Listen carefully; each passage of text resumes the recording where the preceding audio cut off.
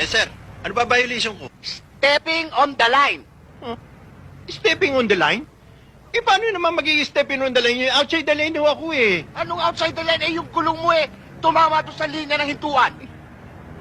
Sir, dati ba kayong referee? Oo. Ikaw ha? Lisensya.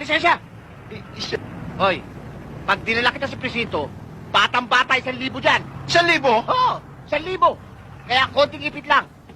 Konting ipit lang? Oo, Ngayon na? ngayon na. Bilisan mo.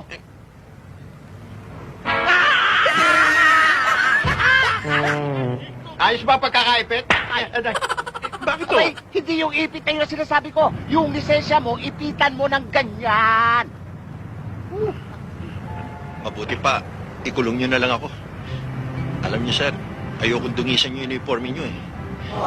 Eh, bagay na bagay pa naman sa inyo yung uniforme nyo.